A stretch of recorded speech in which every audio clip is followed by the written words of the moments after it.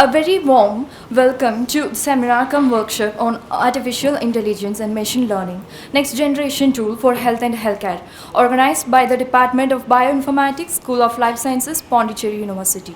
Artificial intelligence and machine learning are revolutionizing the healthcare landscape, making it smarter, data-driven, and patient-focused. Over the course of today's session, we will explore these cutting-edge tools and know how they empower our research and healthcare solutions. Now, I would like to invite Head of the Department of Bioinformatics and Organizing Secretary for the event, Professor P.T.V. Lakshmi Ma'am, to deliver welcome address. It's a warm morning, right? So it's a very auspicious day for us because this day, as we are moving in the era of genomics, post-genomic era, we are all concerned about a very important theme, artificial intelligence. And artificial intelligence, as you all know, it has stepped its way into every sector of basic life sciences, and it is more apt into the medical sciences. And with this as a motive, the students need to be facilitated about understanding all the tools and the software that are very pertinent to these understanding of the next genomic era. So with this note, the theme was proposed, and I take this opportunity to welcome our Honorable Vice Chancellor, Professor Tarni Karsu, who is also the Director and Coordinator for the IQSC cell. And this theme is so much focused that we are working towards the sustainable goal of health sciences. It is playing a major role in 2 and 14. And Sir has always been very instrumental in encouraging our departmental activities. For anything we approach, he gives an instant sign of positiveness, and he has never stepped out. In whatever way it is possible, he has made it a point to attend to our programs. And in this respect, we are very grateful to you, sir, and I take this opportunity on behalf of the Department of Bioinformatics and my own self to welcome our Vice Chancellor. And needless to say about our Director R&D and Dean School of Life Sciences, Professor Selvan. He is also one of the enthusiastic life science scientist who is coming with a background of microbiology, and perhaps he is more connected to bioinformatics because his earlier career started as a bioinformatics. And sir has been associated with me for more than 22 years, and it so happened that both of us moved to this Central University, and we are working in conjunction with the various activities. So in this remark, I would like to take this opportunity to welcome Professor Selvan as well, and of course the guest of honor, Professor Prashant. Since the audience here are all new students, new into the area of bioinformatics, they may not be very much aware of Prashant because he is one of the notable scientists in the arena of bioinformatics. He had a passion to serve for the country, and that's the reason all through his postdoc, though he was abroad, he wanted to come back and serve for the Bioinformatics Society within the country. And he is such an active member and a highly committed member. You won't believe his humbleness and commitment. He just started walking from the guest house in the morning by 8 o'clock. So although I was trying to just call him and say, I'm just coming to pick you up, he said, no, I would like to walk through and see your university at a freelance. So that's very great of you. And so he is, in fact, I was just trying for the last 3 years to bring him here. And probably 2 years back we had one online session with him that went on very well, and there was an immense response from the students. Since we have also inducted students from across the country, there was a tremendous response, and based on this response I thought that we should somehow make him come here to Pondicherry, especially to see our department and address our students. So as we've been just discussing, he is giving a lot of proposal which would be very strengthening for the department. See, even last week as we had some other meeting, our Vice Chancellor was insisting that the department should have a data development center. So it is almost sliding with that, and he said that kind of entrepreneurship and cloud clustering, all that could be initiated. And since Prashant is also bringing these proposals to us, and if sir is giving us a permission, we will go hand in hand with Amrita University and try to develop something very novel, and that will be very useful to the South Indian zone as well. So this is what I wanted to remark at this phase. And so with this wide knowledge and versatility, we have a very eminent person who is going to engage you all today.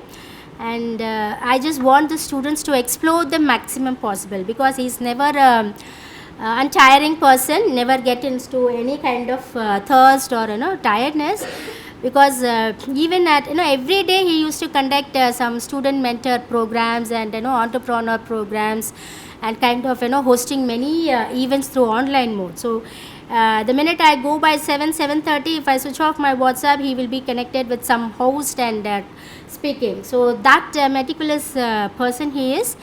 So I probably want all the students to make the best use of today in order to explore all the possibilities of enriching bioinformatics through him. And right, so we also have Professor Dinkar Rao and my own friend Dr. Kumar, so members from our own department, faculty members, non-teaching and other members, and of course my research scholars, and these are all the registered participants. Since it is a very specific program, we could not just like that entertain all the students, because it is going to be individual hands-on training. So we have restricted the number to 80 only, and we have also restricted to our department students only. But although there had been a response from JIPMER and other life science department, we could not engage them, but I am very regretting for it. Maybe if the facilities are enriched, maybe at another program of this kind could be organized. And so with all these brief introduction and welcome remarks, I would request all the students to pay attention and get the maximum benefit out of today's event. Thank you very much. Thank you, ma'am, for your kind words, for setting a vibrant tone for today's program. Now, I would like to invite Professor Dinkar Rao from Department of Bioinformatics for elaborating on the scope and objective of the seminar cum workshop. Honorable guest, our Honorable Vice Chancellor, Professor Tanikarasu, sir, and our Dean, School of Life Sciences, Professor Selvin, and Dr. Prashant, and PTV, Lakshmi, Head of the Department, my dear colleagues and students and research scholars. Very good morning. So as you know that artificial intelligence and machine learning, as a bioinformatics students and computational biology students, no need to explain much. Okay, we all know you are all working in this area, and you are doing your research projects in this area. But artificial intelligence in healthcare is very essential. We need to know, we need to work on this area to improve more in this direction. As you know, artificial intelligence in healthcare refers use of machine learning and deep learning and other AI tools, and to develop more sophisticated methods to improve patient healthcare. Say for example, artificial intelligence or machine learning applications in drug discovery, which can fasten to identify new compounds. All are artificial intelligence or machine learning applications in data mining or in genome editing, etc. That will help to find out a cure or find out a target gene or find out a druggable molecule to treat the patients.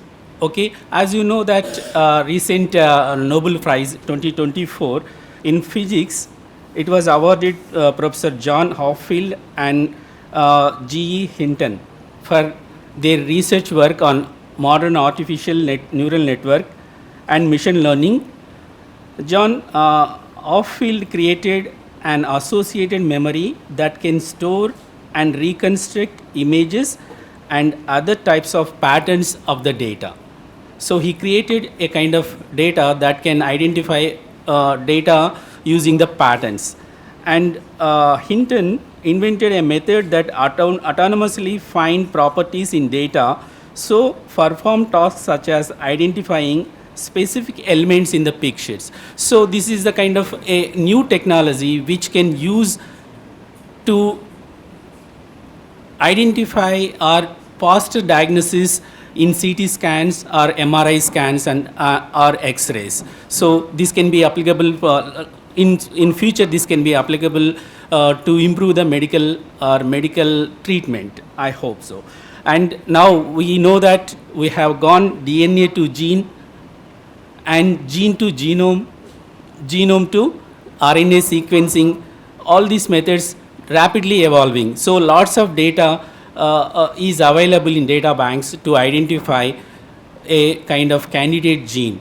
And we have single cell sequencing. Lots of data is available on data banks. So these are the areas to apply artificial intelligence or machine learning to improve the patient's health care, and to identify new methods in the healthcare system, in healthcare for the patients. So Dr. Prashant is here. I saw his profile, and he is the founder of Bioinformatics Club for Experimenting Scientists, so which is called as BioClues, which is known for mentoring, outreach, research, and entrepreneurship. He is the founder for this club.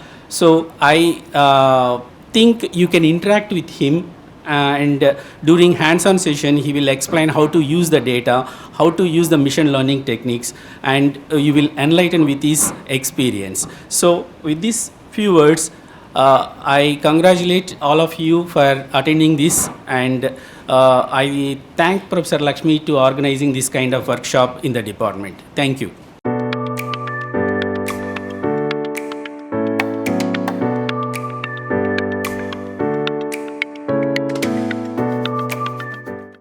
So I'm actually very happy, continuous programs. Bioinformatics is very unique. So most respected and honorable Vice Chancellor, Professor Taranikarasu sir, and respected Madam P.T.V. Lakshmi, and today's speaker, Professor Prashant, respected colleagues and dear participants. So I'm not taking much time. I thought of morning, like you have to seen in the media, what is application of this artificial intelligence and what is called your machine learning in our day-to-day life. You have seen in the media actually the first time in the history they are claiming, Russia claiming that they discovered the cancer vaccine. Because you know that recognition of the cancer cell is very, very difficult in immune system. It is not because it is our own cell. Only it has the multiplication is divided into, maybe the cell divided into 2, into 4, into 8, into etc. But it may divide without any regulation. But our own cell recognition is very difficult. But very, very interestingly, they discovered the vaccine through AI. So AI have a greater role. Like the neural network or anything. Not only Elon Musk, their team also doing the brain scanning, all these things. I can speak maybe 1 hour about it, but I'm just finishing because you will have a lot of scope. Because moreover, we have a brief interaction with the Prashant. They have with the BioClues, which is continuously training the students, continuously interfacing this, transferring the knowledge and technology with the students community. You can utilize it, very right platform. Definitely we have a very fruitful training session, etc. I wish you all good luck. Thank you. Thank you, sir, for your inspiring and motivating words. Everyone, it's my honor to invite our chief guest of honor, Dr. Prashant S., Principal Scientist, Amrita University, Kerala, and founder of BioClues, a PhD doctorate in system biology from Aalborg University, Denmark. Prashant sir went to gain on more than 7 years of postdoctoral experience across 4 different laboratories. Prashant sir worked for Birla Institute of Scientific Research, Jaipur, on his return to India. in 2016, where he successfully led 3 projects in the area of system, genomics of rare disease, and next generation sequence analysis of cancer and diabetes. He has interest exploring the unknown known regions in human genome, primarily working on the top-down system biology approaches of hypothetical proteins. Over the last 10 years, he has developed an interest in long non-coding RNAs in humans, elucidating the mechanism underpinning small molecular interaction to clinical exomes. His group has benchmarked pipelines and developed methods for system genomic interaction.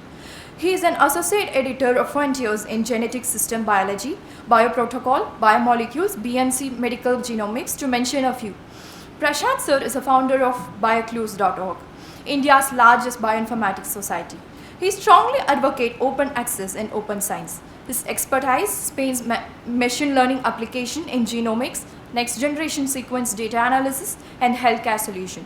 His innovative work has earned him recognition both nationally and internationally. Dr. Prashant Sir, we are honored to have you in this day with us. Please take the stage. Very good morning. Thank you so much for the gracious introduction. Thank you so much, Professor Lakshmi, revered Vice Chancellor, and all the revered deans and professors of this university, and also all the members of the dais. It's been an amazing experience here at Pondicherry University. I've ever been to this part of the world. In fact, I'd been to Northeast and several other places, but Pondi has been in my list. Just to start with, in fact, if we really talk about the AI and ML, more to AI and ML, this year's Nobel Prizes have been won for bioinformatics and data science. And I hope I'm going to convince you with the first 5 Nobel Prizes. The first one being the Nobel Prize in Physiology and Medicine that went to the discovery of microRNAs in C. elegans by Victor Ambrose and Gary. And that made up a kind of a Herculean effort, because at that point of time there was a tool that came up called MIRTarget, MIRTARGET. That's a microRNA target prediction tool, which Gary was a part of that, and later Victor Ambrose was a part of that. And had it not been bioinformatics, these two would not have won the Nobel Prize in Physiology, or medicine. And I've had a great opportunity in citing their papers at least 40 times so far. And then came Nobel Prize in Physics, as Professor Rao had clearly reinstated. It went to Hinton and, of course, Hopfield for the discovery of, in fact, for the invention of AI. And the kind of, the pattern recognition models and the machine learning models that have been introduced entails a large amount of, data for which, we need to honor a large amount of, attributes associated with that. And then came a wonderful entity in the form of Nobel Prize in Chemistry that went to Baker's lab, and of course for AlphaFold as well. I still remember when I started my PhD in 2004, and until 2008 when I finished, my unused RAM right from 8:30 p.m. in the night till morning 8:30 a.m. in the morning, that would be used for the prediction of Rosetta protein folding predictions, where the server is sitting somewhere at University of California, San Diego. This was what Baker's lab had initiated way back in 2004, almost 20 years ago. So by the time when we log into the computer again, when we come back to our offices, we would have seen some kind of protein folding predictions that might have popped up remotely using our remote RAM that is sitting somewhere in Denmark. You see such a beauty. During those days itself, these kind of technologies persisted. But the Nobel Prizes buck didn't stop there with these 3 Nobel Prizes in data science. There was something what we called as Nobel Prize in Literature that went for Han Kang, who is a South Korean, who had seen a large amount of repercussions from North Korea, and she penned a large amount of poetic paraphrases in Korean, writing about the mental health of those particular astute people, or the people who have suffered from the North Korean regime being in South Korea. So that was where she has written these poetic paraphrases, which was again later translated to French, Tamil, Malayalam, Telugu, and Hindi as well. And then came the final Nobel Prize in Nobel Prize for Peace that went to an organization called Idan Kyo, a Japanese organization where they collected a large amount of data where people suffered from the mental or neurological conditions, and the organization was very instrumental in educating people from the American bombing on Japan, saying that okay, let peace prevail, let Americans bomb Japan, but let's not bomb back on America. Let us ensure that peace prevails. That is where we call ourselves as Vasudhaiva Kutumbakam. We are all members of the humans. So and again they also used a large amount of data. Such a prolific year this has been. This has been a kind of a true honor to those particular people who keep on saying that bioinformatics is just a tool. I think I think we have shown the world that bioinformatics is really going to do wonders. It is going to be used as a tool by every biologist or every chemist or every microbiologist, every physicist, or at any given point of time. I'll just take one more minute in taking up these kind of things. Friends, having said this, the most important thing is taking up the 3 C's, which we call it as consistency, continuity, and credibility. We in India have to win a Nobel Prize being in India, sitting in India, doing science in India. It's not going outside and getting some kind of education overseas. We have got such a wonderful university here in the form of Pondicherry University, probably the best university. Can't we really think of getting a kind of a Nobel Prize being in India? Can I get a resounding yes? So why not? Yeah. Can you really think of those kind of things? We have a wonderful facilities. We have got wonderful leaders who are sitting over here, wonderful people here. Can't we just think of doing science and ensure that the mentoring baton can be taken up to the next level? These are the 2 important things I just wanted to tell you. And I think with these little words I'll not bore you much, but we'll have a big brainstorming session today until probably 6 o'clock. So let's interact. And let's ensure that we learn from our experiences. With this, thank you so much, and I would like to again thank revered Professor Lakshmi for giving us this opportunity, and thank you all the revered people on the dais. Thank you so much, sirs. Thank you. Thank you, sir, for your inspiring address. Your vision and insights have beautifully enlightened our students' minds, sir. Now, I have the privilege to invite our chief guest, Professor K. Taranikarasu, Vice Chancellor and Director of SEI, RR Pondicherry, to deliver presidential address. Professor Taranikarasu is a renowned leader in higher education, guiding Pondicherry University with a commitment to academic excellence and research innovation. His role as Director of SEI and RR has emphasized the university's focus on sustainable development and resource management. Under his leadership, Pondicherry University has taken the significant strides toward advancing research capabilities, making him as an invaluable figure in our community. Now, I invite Professor K. Taranikarasu, sir. Good morning, everyone present here. Respected Dean, Professor Joseph Selvin, Professor P.T.V. Lakshmi, Head and Organizing Secretary of this workshop, seminar cum workshop, and Dr. Prasant, Principal Scientist from Amrita University, and Dr. Dhanakar Rao, Department of Bioinformatics, and Professor Amuda, who is going to deliver vote of thanks, and all the faculty members of Department of Bioinformatics, and the HOD from Biochemistry also joined. So, good morning, everyone. So today we are going to have a seminar cum workshop on artificial intelligence and machine learning. So it is mainly focused on the bioinformatics. So as you know, the artificial intelligence and machine learning is changing the world everywhere. Every week or every day you can see there are many new programs, new chat GPT like programs are there, but we will be focusing on the bioinformatics related. So when it takes the bioinformatics related, so it is mostly the small molecules, and when the small molecules and that becomes a bigger molecules, how it interact with the other bigger molecule. So this is the main thing.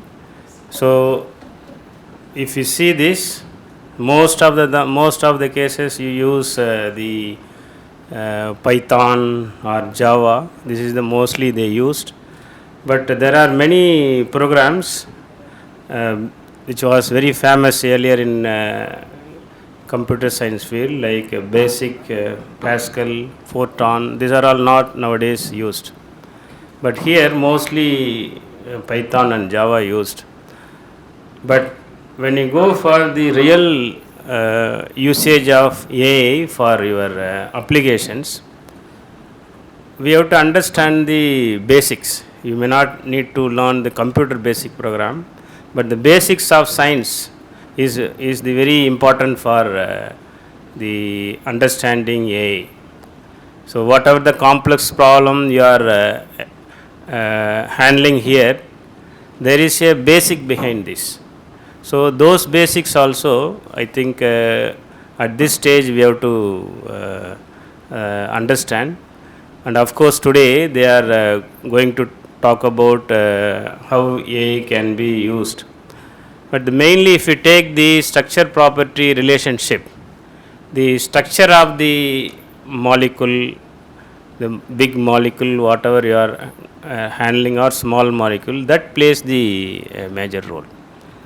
So like protein analysis, and how the protein interaction takes place. These are all basically the what is the structure of this. So when we go ahead with this structure property relationship, sometime we don't understand why it behaves. That is our role is not the just use this tool and give the result. We have to also reason out why a particular interaction is most preferred. That is the beauty of the nature. Our nature is, if you see, the sunrise every day is not same. Different day, different sunrise. Then there are summer, winter, like this. There is a difference in this. Same thing, our science also, there are, it is not like 2 plus 2 equal to 4, but in molecules it is not like this. It differs. If you see this, the basic, since I am a chemist, I could give more examples for how the interesting basic things about this. When you go to the electronic configuration of the atom, so as you know, I don't know how many of you read this electronic configuration of atom. Must be you would have studied chemistry as the ancillary subject. If you take the electronic configuration, initially the molecules fit into the s orbital 1s, then it goes to 2s, 2 electron, then it goes to the 2p, 6 electron, then 3s, 3p. But before it goes to the 3d, the 2 electrons go to the 4s. So that is where they know it is not like 2 plus 2 equal to 4. Before the electron goes to 3d, the electrons, why the electron goes to the 4d? This is called Affaf principle in chemistry. We teach Affaf principle. Because of the reason is the 4s is lower energy state compared to the 3d. 3d is higher energy state. The 4s is lower energy state. So it is very interesting that it is not like the all 1s, 2s, 3s like this it will fill up. So there it changes. All these type of changes only we study in chemistry. Similarly, if you take same small molecules, when it becomes a big molecule also, it behaves differently in different conditions. So that is where the science is very interesting. If everything is like 2 plus 2, then we don't need actually AA or ML also. It is very easy to understand. But all atoms are not same. So different atom, different molecules. So the properties also changes. Similarly, if you take the any molecule, we call it as a particular place as the functional group. Correct? If you take ethanol, we say OH is the functional group. So most of the reaction takes place there. We don't see other CH3, CH2. We see only that OH group. Similarly, those type of the why this is called functional group. And same thing only in our bigger molecule, there are certain portion which only the bonding takes place. So why that particular place is bonding takes place? Why this interaction? This is the very interesting thing you should understand. Instead of this is what takes place here. Then if you use this tool, you can get it. But why this is taking place? You have to have certain basics on this. I hope your teachers also will teach this. Why particular reason is particular place is more interaction than the other places. Now protein also protein interaction also they discussed. So if you take the protein interaction also, the role of chaperones is very interesting. You can go and read. If the chaperones are not there, then our life will not be there. See the role of chaperones. Why? What is the role of chaperone? How it regulates the protein folding. This is also very interesting. So it is in the case of protein folding. Similarly, if you take the when you take our nature, you know our plant takes iron from the soil, because we need a iron source for the plant to live. Our iron source is also from plant. When before animals, so animals should have used plant for the iron source. But if you take the iron, the source of iron is only rust. Rust, if you see rust is insoluble in water. So if rust is insoluble in water, how rust enter into the plant, and from plant how it comes to the animal? Nowadays if you take animal food also, through this only we get the iron. But basically the rust is not soluble in water. Correct? But interestingly, there again nature creates wonder. So there is one bacteria, it secretes sideropores. Please read about this also, sideropores. What is the role of sideropores? In absorbing the iron, and those sideropores increase the solubility of iron in water, and as a result it goes to the plant, and after goes to the plant it comes to the animal, then to us. See the evolution.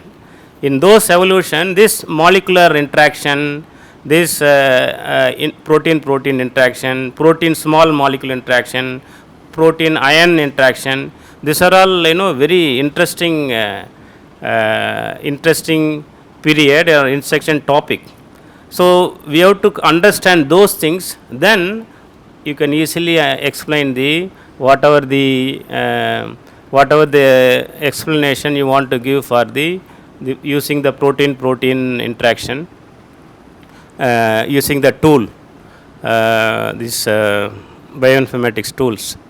So understanding the basic is very important. Similarly, if you take the potassium permanganate, if you put it into water, then it is soluble. But if you take potassium permanganate, put it into benzene, no, this one is polar, another is non-polar, it will not dissolve.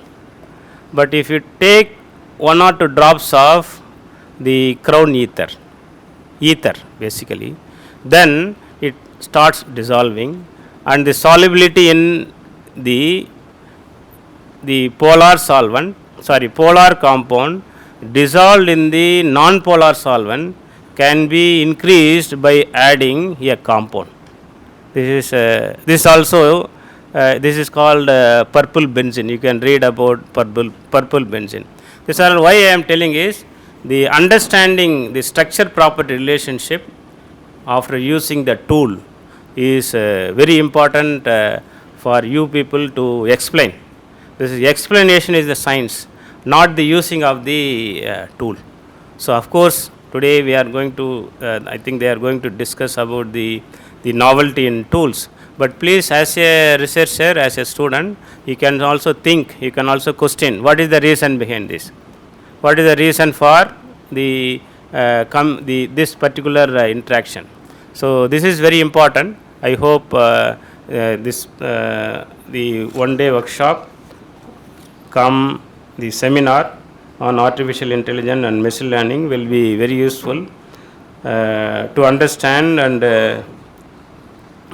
today they are going to talk about health and healthcare only.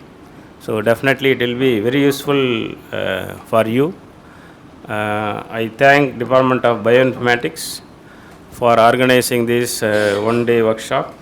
I thank Dr. Prasant also for taking his time, coming over from Amrita Vishwa Vidyapeetham, Kerala, and delivering this talk. Please take this seriously. You can also, as I told you, relate with your basics also. Then it will be very useful for you. So thank you one and all. Thank you.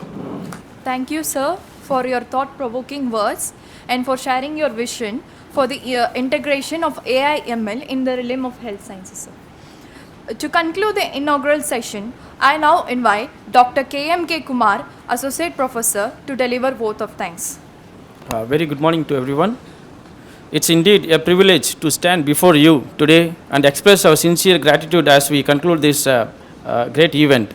On behalf of organizing committee and the Department of Bioinformatics, I would like to extend my heartfelt thanks to our distinguished dignitaries and all those who have made this seminar and workshop truly enriching experience. First and foremost, I would like to express our deepest gratitude to our most respected and honorable Vice Chancellor, Professor K. Tarnikarsu sir. Sir, your visionary leadership and unwavering support have been the cornerstone of this today's event. We are incredibly fortunate to have you guide us, and your commitment to the advancements of knowledge and research is inspiring to all of us. Thank you for your constant encouragement and being pillar of strength for this university, sir. Let us all show our gratitude with respect with our round of applause to our honorable Chancellor, sir.